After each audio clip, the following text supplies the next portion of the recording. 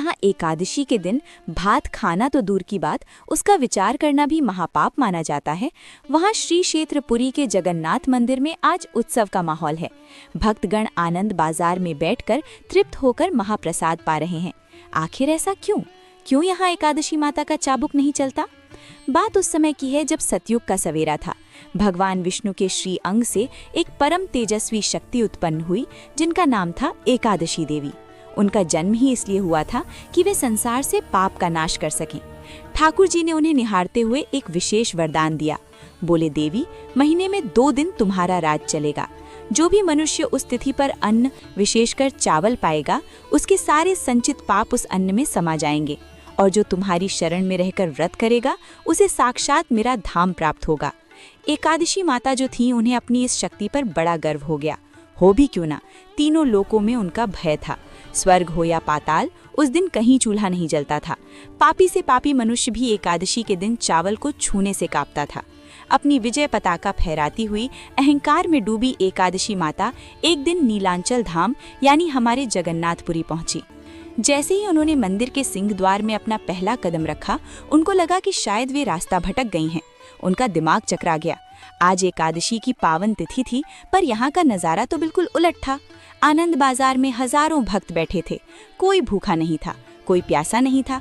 सबके सामने मिट्टी के कुल्हड़ों में गर्मा गर्म अन्न परोसा जा रहा था।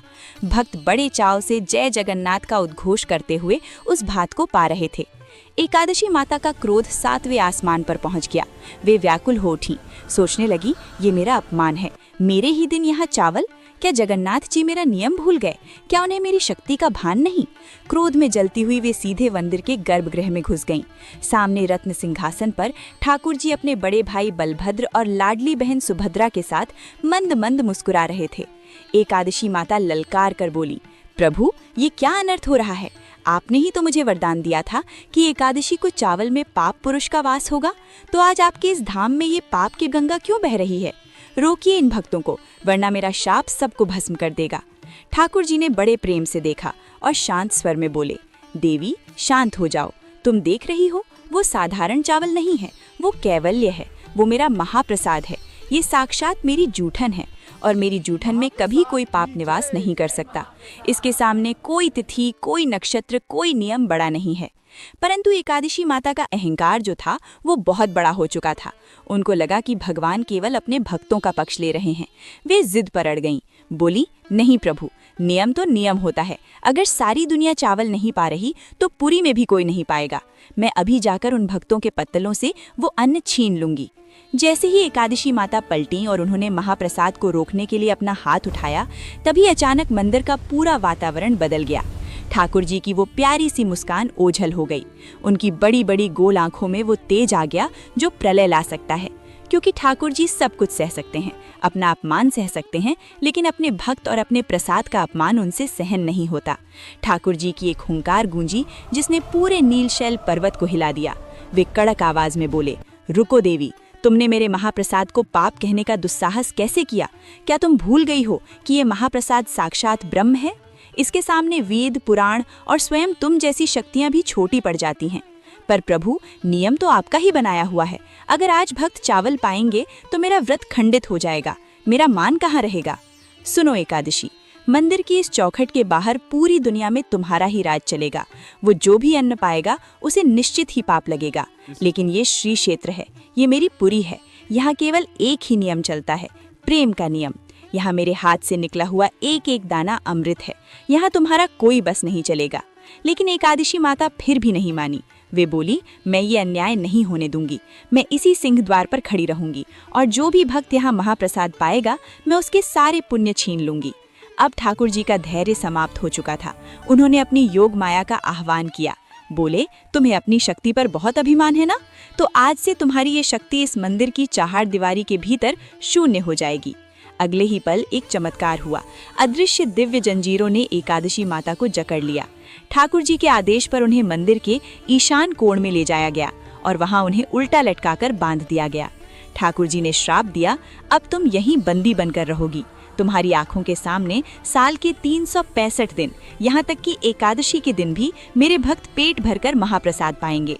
तुम सब देखोगी पर किसी को रोक नहीं पाओगी। यहाँ मेरी आज्ञा के बिना तुम पत्ता भी नहीं हिला सकोगी। एकादशी माता छटपटाने लगी। वे रोते हुए बोली, प्रभु, ये तो घोर अन्याय है। अगर मैं यहाँ ऐसे ही बंदी रहूंगी तो संसार मेरा सम्मान करना छोड़ देगा। क्या भक्त मुझे भूल जाएंगे? उनका सारा अहंकार मिट्टी में मिल चुका था। उन्हें समझ आ गया था कि मर्यादा पुरुषोत्तम के नियम भी उनके प्रेम के आगे हार जाते हैं। ठाकुर जी जो करुणा के सागर हैं, उनका दिल पसीज गया। सजा तो मिल चुकी थी, पर वे तो भक्त वत्सल हैं। उन्होंने बंदी बनी हुई एकादशी माता के पास जाकर एक अनोखा समझौता किया। ठाकुर जी बोले, देवी घबराओ मत, मैं तुम्हारा अपमान नहीं होने दूंगा। आज से एक नई रीत चलेगी। पुरी में एकादशी के दिन भक्त पेट भरकर महाप्रसाद पाएंगे। उन्हें कोई पाप नहीं लगेगा, लेकिन तुम्हारे सम्मान की रक्षा के लिए वे उस महाप्रसाद को पाने से पहले अपने मस्तक से लगाएंगे, उसे दंडवत प्रणाम करेंगे और मन ही मन कहेंगे, हे एकादशी माता, ये साधारण अन्न नहीं, प्रभु का प्रसाद है।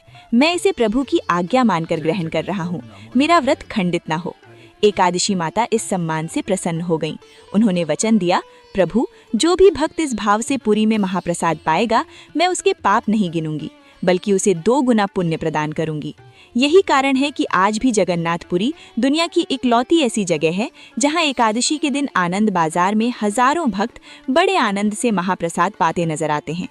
वहाँ मान्यता है कि यदि एकादशी के दिन आपको महाप्रसाद मिल जाए और आपने ये सोचकर उसे ठुकरा दिया कि आज मेरा व्रत है, तो वो साक्षात जगन्नाथ जी का तिरस्कार माना जाता है और उसका भारी पाप लगता है। आज भी मंदिर के बेड़ा काली मंदिर के पास एकादशी माता की मूर्ति स्थापित है, जहाँ वे मौन रहकर सब देखती है पर किसी को टोकती नहीं।